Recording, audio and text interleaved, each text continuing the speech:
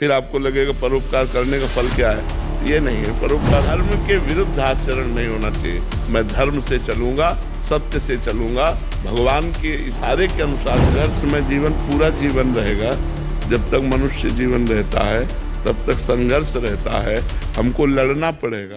अमृत जी, कभी कभी श्री जी हमारी जिंदगी की दिशा भी बदल देती हैं। समय, परिस्थिति सब कुछ गलत लगने लगता है। उस समय मन में प्रश्न उठता है कि हमारे साथ ही ऐसा क्यों हुआ, लेकिन जैसे ही हम उनका नाम जपते हैं सब कुछ अपने आप ठीक होने लगता है। ये श्री जी की कैसी लीला है महाराज जी? क्या हमारे विश्वास और प्रेम की परीक्षा होती है या उनका दया स्वरूप? नहीं, रजोगुण की जब वृद्धि होती है और तमोगुण उससे मिल जाता है तो हमें फिर भगवान में संशय होने लगता है, संसार की तरफ हमारी मनोगति होने लगती है।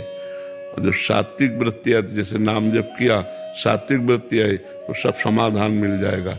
रजोगुण तमोगुण में समाधान नहीं। इसीलिए हम कहते हैं हर समय नाम जप करो। नाम जप निरंतर अभ्यास किया जाए तो रजोगुण तमोगुण शांत हो जाएगा।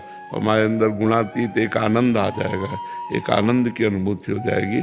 और दूसरी बात है कि सबके जीवन में दो पार्ट आते हैं, कभी सुख कभी दुख, कभी संपत्ति कभी विपत्ति। तो संघर्ष में जीवन पूरा जीवन रहेगा। जब तक मनुष्य जीवन रहता है तब तक संघर्ष रहता है, हमको लड़ना पड़ेगा। तो नाम बल से, अध्यात्म बल से ही हम जीत सकते हैं। अगर अध्यात्म बल नहीं तब तो संसार में फिर नष्ट ही हो जाता है प्राणी। इसलिए नाम जप करते रहिएगा। भगवान का अधिक से अधिक जो प्रिय नाम हो वो नाम जप करते रहिएगा। और भोजन सात्विक रखिएगा। और रजोगुण तमोगुणी विषयों से बचिए और लोगों से बचिए। जिन लोगों के संग से कुमति उत्पन्न होती है, ऐसा कुसंग का त्याग कीजिए। यो संगास त्यजति, यो महानुभाव सेवते, यो ममतास त्यजति, सतरति सतरति सतारयति। जो कुसंग का त्याग कर देता है, संत महापुरुषों का संग करता है और ममता रहित हो जाता है, वो भगवान के भजन के प्रभाव से वो सबको तारने की सामर्थ्य रख लेता है। स्वयं तर जाता है, दूसरों को भी तार देता है। इसलिए पवित्र भोजन पाओ, सत्संग करो, नाम जप करो। कैसी भी विपत्तियां घबराओ मत, भगवान है ऐसा विश्वास रखो। भुवन चंद जी गाजियाबाद से। राधे राधे महाराज जी। महाराज जी, मुझे लोगों की मदद करना बहुत अच्छा लगता है और मैं अपना पूरा जीवन इसी सेवा में लगाना भी चाहता हूँ। परंतु कभी कभी जिंदगी में मदद करता हूँ, वही लोग मुझे गलत बोल देते हैं। उनके व्यवहार से मुझे बहुत दुख होता है। ऐसे समय में मन ये टूटने इसी लगता से है। बचना है।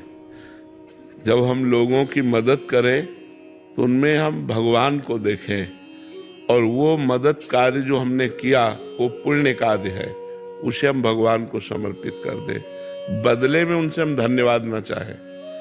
हमारे अंदर आकांक्षा होती है कि हम जिसको कुछ सेवा करते हैं वो हमसे कृतज्ञता प्रकट करे, लेकिन वो प्रतिकूल व्यवहार करे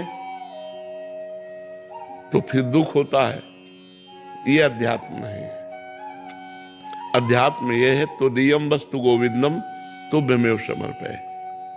हे प्रभु, तन मन धन में जो भी आपकी सेवा हमसे बन रही है वो आपके द्वारा ही दिया हुआ शरीर है, आपके द्वारा दिया हुआ धन है, आपके द्वारा दी हुई बुद्धि है। तो हे प्रभु, वो आप स्वीकार करें।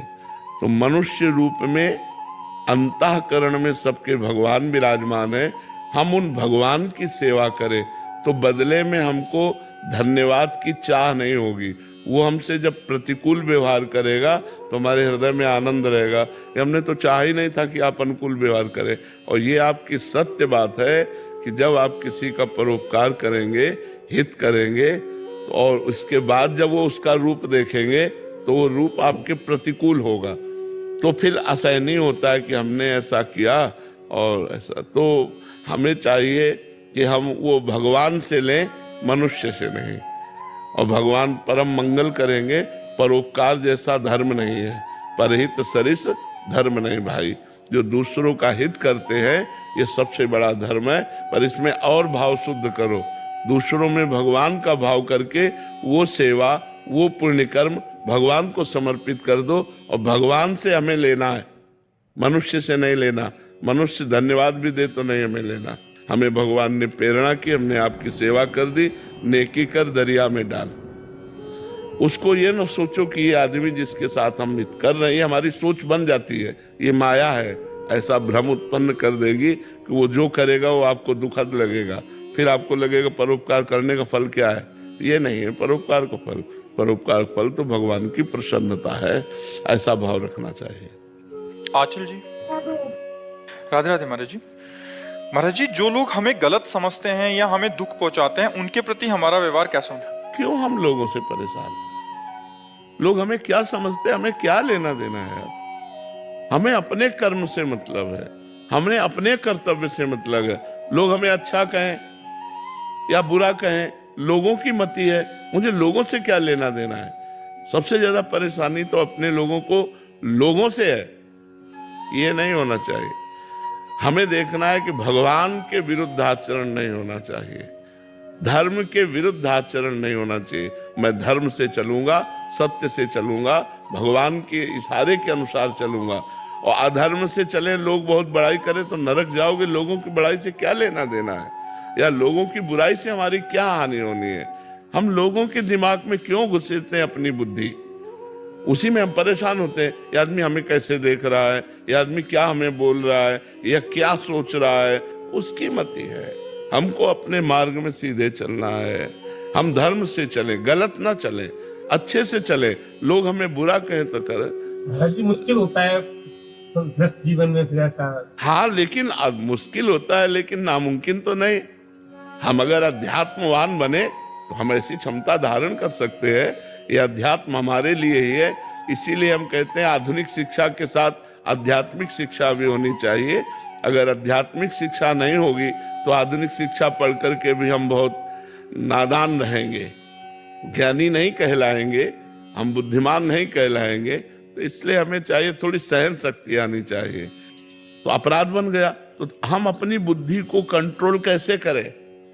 जो हमसे अपराध ना करवा दे, जो हमको गलत ना कर दे, हमको नाम जप करना चाहिए। इसीलिए कहते हैं अध्यात्म से जुड़ो, नाम जप करो, सत्संग सुनो, शास्त्र स्वाध्याय करो, परोपकार करो। इससे बुद्धि पवित्र हो जाएगी, विशाल हो जाएगी। स्वार्थ बुद्धि ही हमको सहनशीलता नहीं देती, परमार्थ बुद्धि सहनशीलता हमको देती है। और प्रायः लोग स्वार्थ से युक्त रहते हैं, इसलिए बहुत कमजोर हृदय हो जाता है। थोड़ा सा कोई जरा सा दुखद वचन बोल दिए तो डिस्टर्ब हो गए, और कहो 10 दिन डिस्टर्ब रहे उसी बात से। अगर विवेक है तो 1 मिनट में उस बात को रद्दी कर दिया, हटा दिया, वर्तमान को संभाल लिया। वर्तमान में हम दुखी होते भूत भविष्य की बातों का चिंतन करके। जब हमारे अंदर परमार्थ नहीं होता, अध्यात्म नहीं होता ना, तो हम वर्तमान में या तो भूत का चिंतन करते रहते हैं, ऐसा ऐसा उसने कहा, ऐसा वो ऐसा, या आगे क्या होगा, इन विषयों में हम परेशान रहते हैं। तो वर्तमान तो हमारा नष्ट हो रहा है। वर्तमान में राधा राधा राधा, भविष्य मंगल होगा, और भूत भी जो गंदा हो गया है वो पवित्र हो जाएगा। भगवान के नाम से जुड़ो तभी मंगल होगा। विनोद कुमार जी। राधे राधे गुरु। गुरुदेव, मैं जीवन में एक ऐसे पड़ाव पर हूँ जहाँ मुझे लगता है कि मुझे रुक जाना चाहिए और अपनी आंतरिक शांति को प्राथमिकता देनी चाहिए। लेकिन मेरे प्रियजन और परिवार के सदस्य चाहते हैं कि मैं जीवन में व्यस्त गति से जो चल रहा था वो जारी रखूं। हालांकि ये प्रश्न मेरे मन में बहुत परेशान कर रहा है महाराज जी, मैं कैसे संतुलन बनाऊं? नहीं, उसमें क्या देखना है कि आप जो कर्तव्य कर्म कर रहे हैं वो अधर्म युक्त तो नहीं है। नहीं, तो बस वो कर्तव्य कर्म कीजिए जिससे धन की प्राप्ति हो और परिवार का पोषण हो, और नाम जप कीजिए जिससे अध्यात्म पुष्ट हो और परम शांति मिले। दोनों काम हो जाएंगे।